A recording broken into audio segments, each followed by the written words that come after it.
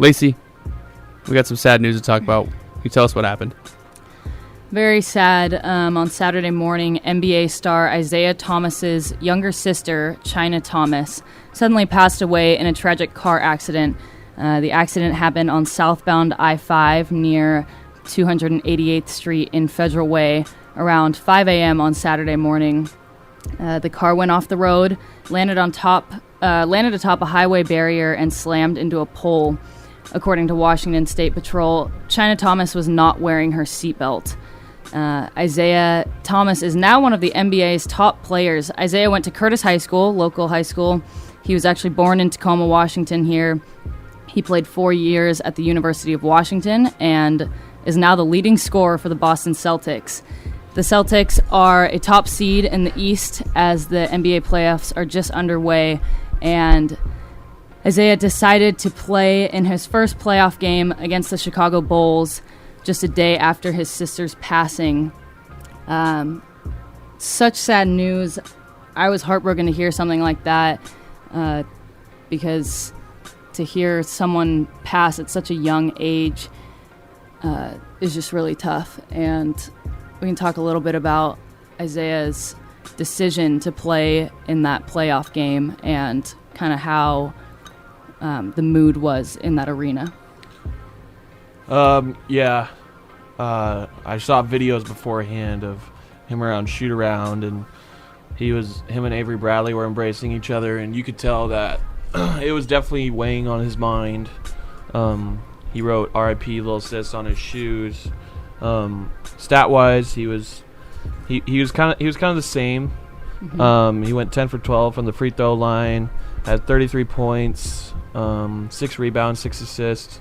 So I guess stat-wise he was the same, but emotionally you could definitely tell by his facial expressions and just like his overall demeanor. He wasn't all there in Boston. I think that was Saturday. No, Sunday. My fault. He wasn't all there, and it just he wasn't the same. Is what I'm getting at, because I mean, losing any family member is going to be tough, and especially having to play a game the night after it all goes down. It's super sad.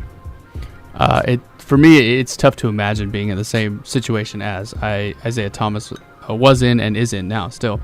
That being said, the game was one that he had to play in. He had to. Okay, losing a loved one, especially in that way, is crippling, right? And if Thomas would have taken that game off, there's a good chance that he could have just taken the rest of the season off.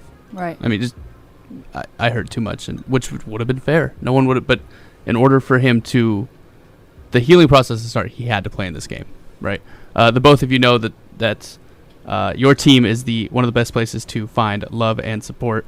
Mm-hmm. You know, you already talked about Avery Bradley, hugging Thomas, trying to help him through the situation.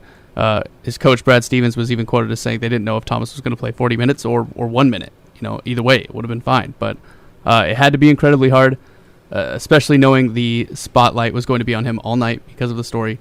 But it was something he had to do to start the healing process and getting back to what he is, having fun playing basketball and all that good stuff. So, and I was honestly in shock when I heard he decided to play in that game. I was like, how can you even put yourself together after something like that? And my family was actually telling me, like, it's probably the only way that he can cope with the situation, and how he knows basketball is what he knows. It's what he does every single day. So getting on the court is probably something that helped take his mind off it as much as possible.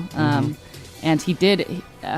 The Celtics did make a little comeback towards the end. Isaiah Thomas scored, I think, the last 7 points for his team, and they made a little run, but couldn't come away with the win. But there's lots more basketball to be played, and hoping that Isaiah can find peace and comfort, and hopefully he can help his team out on the court.